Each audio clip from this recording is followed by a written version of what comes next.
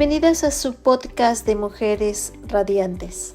Soy la abogada Lady Campos, quien les transmite desde Canadá en este programa al que le hemos llamado Cautivas. Este programa está en obediencia a lo que dice Hebreos 13:3. Dice la palabra de Dios lo siguiente: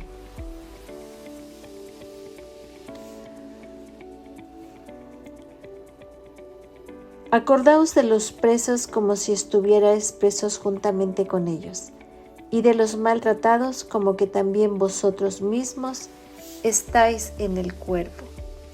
El día de hoy le hemos llamado a nuestro tema Sumisa, y el objetivo es promover la felicidad de ambos sexos al mejorar el carácter de aquella sobre la que depende mucho la felicidad de ambos,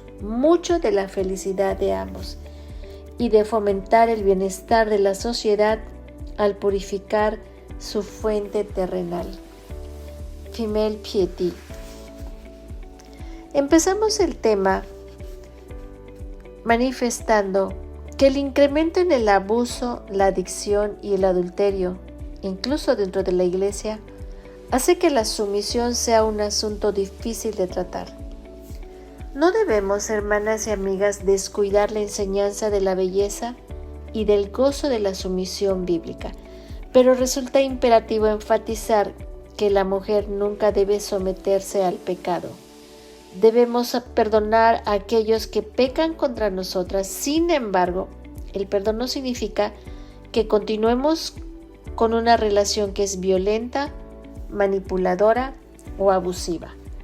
Debemos también alentar el liderazgo masculino en las iglesias para que estén preparadas para proveer seguridad, apoyo y protección a los miembros femeninos víctimas de violencia. Si las virtudes que definen a la verdadera mujer son provocativas, esta virtud en particular supera en provocación a las demás. La nueva mujer no puede soportar el sonido de esta palabra. No obstante, sin tratar de ser polémica, hay lealtad a esta virtud al afirmar, sin duda alguna, que esta es la virtud definidora de las virtudes definidoras. Aquí viene el momento de la verdad. Este es el momento crucial para la verdadera mujer. La sumisión va al centro de nuestro corazón. Es la infraestructura de nuestra obediencia. No existe nada, amadas hermanas, que exponga nuestro corazón tan llana y dolorosamente como nuestra propia actitud hacia la sumisión. Lo hemos dicho en otras ocasiones. El liderazgo y la sumisión comienzan con un espíritu de humildad. Santiago 4, versículos 6 y 7 dicen: Dios resiste a los soberbios, pero da gracia a los humildes. Sométanse, pues, a Dios. Entonces la humildad se expresa a sí misma en la sumisión mutua y sometiéndose unos a otros en el temor de Cristo, como dice Efesios 5, versículo 21. Amigas y hermanas, la humildad continúa expresándose en el liderazgo y en la sumisión. La sumisión, ya sea a Dios entre ustedes, a los esposos o al liderazgo de la iglesia, es una virtud de humildad y de reverencia a Dios que viene empoderada por la gracia. No tiene nada que ver con un estado de superioridad, ni de inferioridad, ni de igualdad.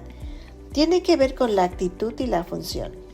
El Padre, el Hijo y el Espíritu Santo tienen las mismas características del ser y del poder, pero tienen funciones distintas.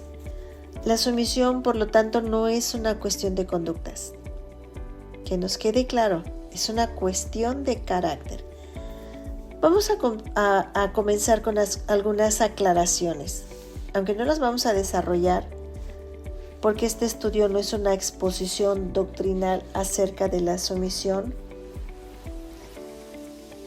En esta aplicación práctica de una posición doctrinal Lo que viene a continuación simplemente afirma que lo que yo creo es una posición bíblica. Esta posición es sobre la que se escribe este estudio. Primero, no todas las mujeres se deben someter a todos los hombres, pero toda mujer casada debe de someterse a su esposo. El mandamiento bíblico para las mujeres, como dice 1 de Pedro 3:1, es estar sujetas a su marido. En Tito 2, versículo 5, leemos que las mujeres mayores deben de enseñar a las jóvenes a que estén sujetas a su propio marido. Segundo, las mujeres no deben de estar sujetas al pecado. A veces es muy claro cuando se ha cruzado la línea. A veces la línea o la visión de la línea es borrosa. Cuando la autoridad del esposo no es confiable, animo a las mujeres a buscar el consejo, la autoridad y la protección de los ancianos de su iglesia. Tercero, los mandamientos bíblicos acerca de que la mujer no debe usurpar la autoridad tienen relación con el hogar y la iglesia y no con la sociedad en general. Cuarto, todos los creyentes, hombres y mujeres, deben someterse al liderazgo ordenado de la iglesia. Quinto, como miembros del cuerpo de Cristo, hermanas y amigas, debemos someternos unos a otros sin importar el género. Esto es fundamental para la comunidad del pacto que tanto hemos hablado. Al igual que con las otras virtudes de la verdadera mujer, creo que esta virtud se aplica tanto para las solteras como para las casadas. Las solteras deben conocer la enseñanza bíblica de la sumisión para que motiven a sus amigas casadas a obedecer este mandamiento. Así comprenderán el concepto si llegan a considerar casarse. Y también porque son llamadas a someterse a la autoridad de los ancianos de la iglesia. Un ejemplo bíblico que se utiliza en este estudio es el de una mujer casada, y su conducta se da dentro del contexto del matrimonio, pero el mensaje principal tiene que ver con su carácter. Vamos a ver esta virtud a través del ejemplo de Rebeca. Nuestra oración es que sea una advertencia, un desafío y una celebración. Vamos a hablar primero de la joven. La mujer de carácter noble que teme al Señor es descrita como la que sus manos extiende al pobre y tiende sus manos al necesitado, como dice Proverbios 31:20. Tendríamos que preguntarnos si el siervo de Abraham estaba pensando en este concepto cuando oró, en Génesis 24, versículo 12 al 14. Señor, Dios de mi padre Abraham, haz por favor que hoy ocurra algo en mi presencia. Muestra bondad para mi señor Abraham. He aquí que yo estoy junto al manantial de agua, y las hijas de los hombres de la ciudad vendrán para sacar agua. Sea, pues, que la joven a quien yo diga, por favor, baja tu cántaro para que yo beba, y ella responda, bebe tú y también daré de beber a tus camellos, sea ella la que tú has destinado para tu siervo, para Isaac. En esto conoceré que has tenido misericordia de mí, Señor. Este fiel siervo, hermanas y amigas, tenía la misión de encontrar una esposa para Isaac, el hijo de Abraham. Abraham dejó muy en claro que no se trataba de un arreglo de matrimonio ordinario. Este arreglo involucraba un pacto de promesa, como dice Génesis 24:7. El Señor Dios de los cielos, que me tomó de la casa de mi padre y de la tierra de mi nacimiento, y que me habló y me juró diciendo, a tu descendencia daré esta tierra. Él enviará a su ángel delante de ti, y tú tomarás de ahí una mujer para mi hijo. Este siervo, amigas y hermanas, era el administrador de la casa de Abraham, y estaba a cargo de todo lo que Abraham tenía, pero nunca se le había dado una responsabilidad tan formidable. ¿Qué tenía que buscar? ¿Buscaría a la mujer más hermosa? ¿A la más brillante? ¿A la más exitosa? ¿Buscaría a la que mejor marcara la tendencia de la moda? Y conforme las preguntas se arremolinaban en su mente, Quizás recordó a la amada esposa de Abraham, Sara. A lo mejor, este sabio siervo sabía que no era la belleza de Sara lo que había unido el corazón de Abraham a ella. Era su carácter. Sara, de la que se escribiría cientos de años más tarde. En 1 de Pedro 3, versículo 1 al 6. Dice la palabra de Dios: Asimismo ustedes, mujeres, estén sujetas a su marido, para que, si algunos no obedecen a la palabra, también sean ganados sin una palabra por medio de la conducta de sus mujeres.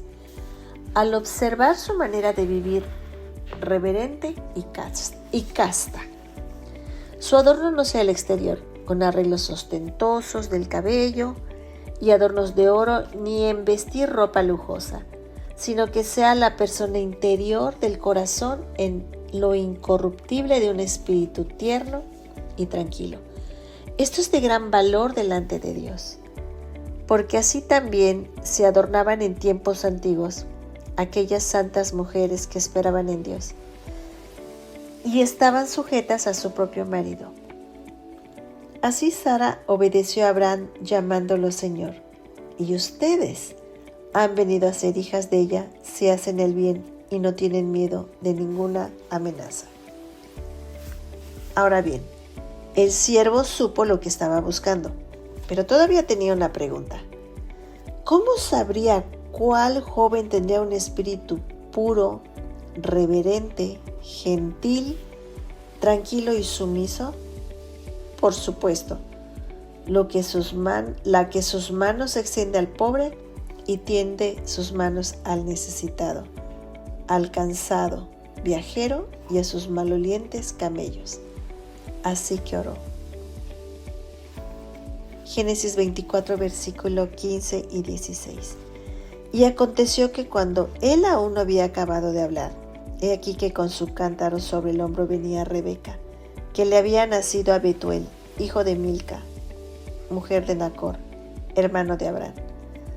La joven era muy hermosa, era virgen, a quien ningún hombre había conocido.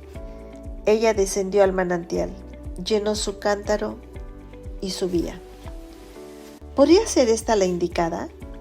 El corazón del siervo comenzó a latir mientras se acercaba para conocerla. Su voz le temblaba cuando dijo, en el versículo 17, «Por favor, dame de beber un poco de agua de tu cántaro». Y ella respondió, «Bebe, señor mío». Se apresuró a bajar su cántaro a su mano y le dio de beber. Versículo 18. Y en el 19, el sirviente apenas pudo tragar. El silencio parecía eterno, y luego ella le dijo, «También sacaré agua para tus camellos, hasta que acaben de beber». Eureka, ella debe de ser. No tenía razón alguna para ser tan amable, excepto que fuera una expresión de su carácter, una expresión de la feminidad bíblica. Ella no sabía quién era este hombre, no tenía la menor idea. Cuando ella terminó de darle agua a los cabellos, él le preguntó, «¿De quién eres hija?». Y en Génesis 24, versículos 24 al 27 dice, «Yo soy hija de Betuel, hijo de Milca, el cual ella dio a luz a Nacor». Entonces el hombre se inclinó y adoró al Señor diciendo, «Bendito sea el Señor, Dios de mi Señor Abraham, que no apartó de mí su misericordia y su verdad. En el camino el Señor me guió hacia la casa de los hermanos de mi Señor». El siervo se fue a casa con Rebeca. Le comentó al padre y al hermano de ella sobre su misión. Ellos aceptaron que Rebeca regresara con él y se convirtiera en la esposa de Isaac. No obstante, dudaron. En el versículo 55, que la joven espere siquiera unos 10 días más con nosotros y después irá.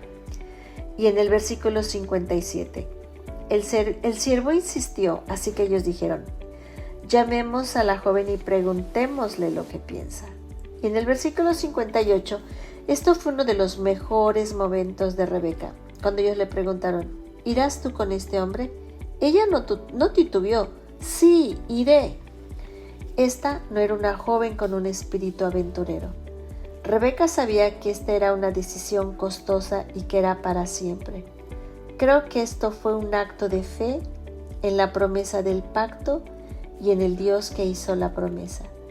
Era una expresión de un carácter que estaba siendo moldeado y dirigido por la palabra y el Espíritu de Dios.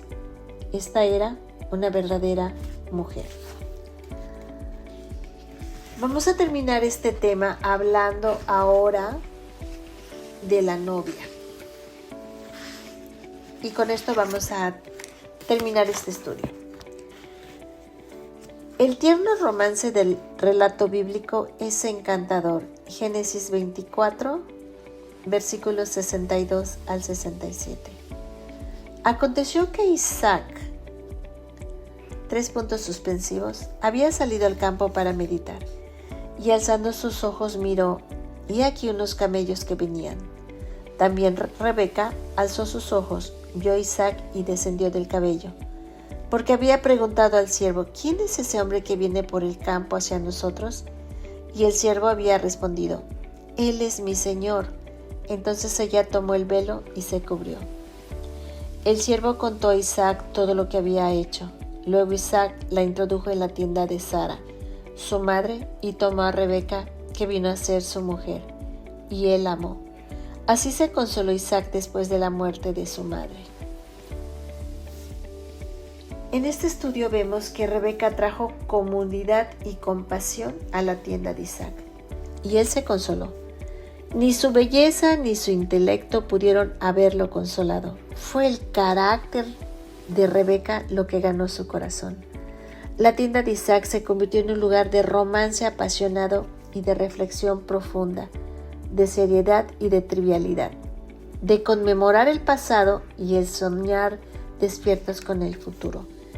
Rebeca, hermanas y amigas, cultivó cuidadosamente la relación con su esposo y fue un canal de compasión para él. Isaac fue consolado. Su tienda era un lugar agradable.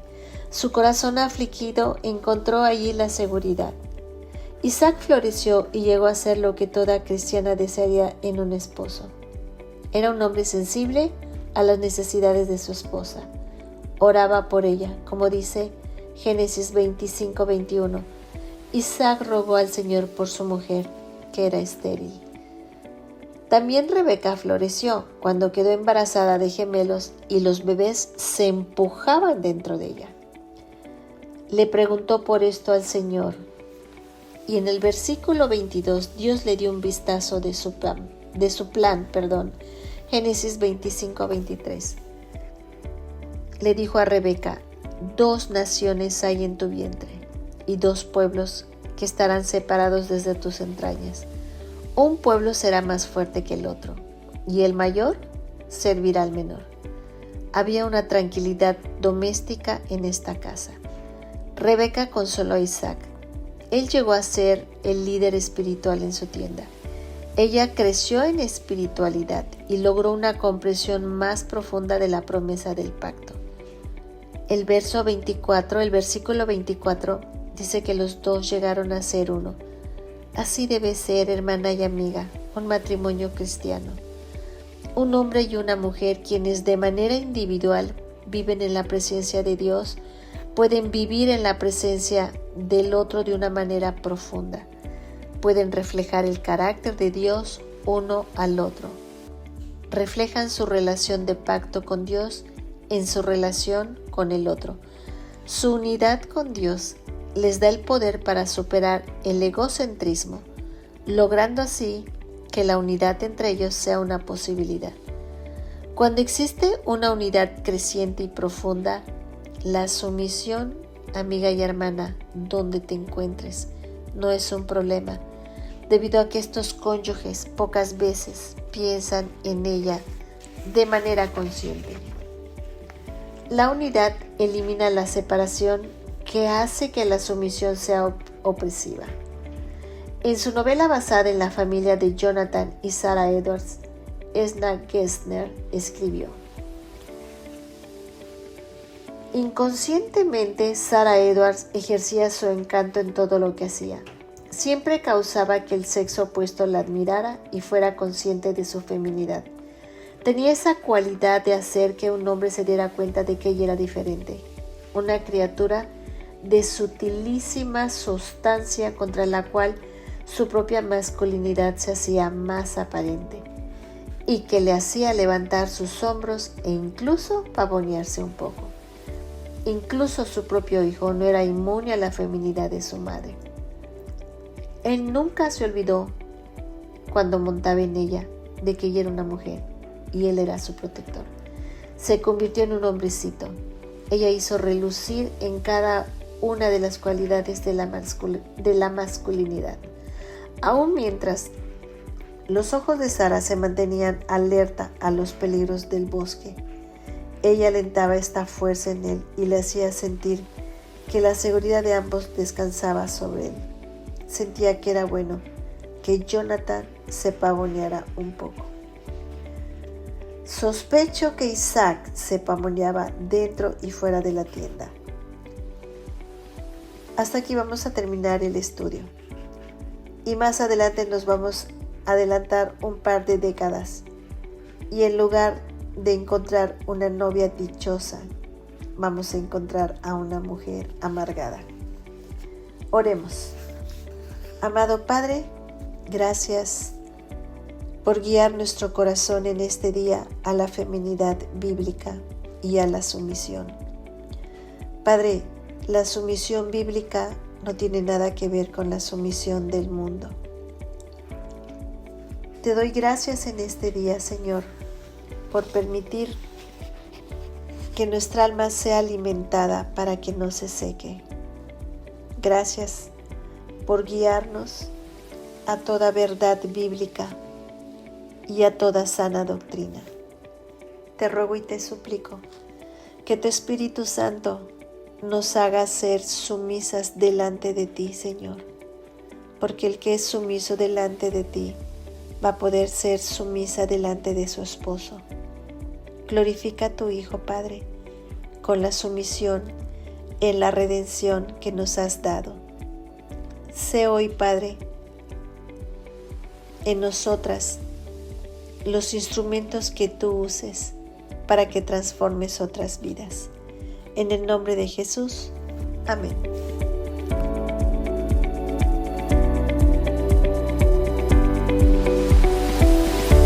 Cautivas es un ministerio de alcance de Lady Campus Canadian Women's Foundation, Inc.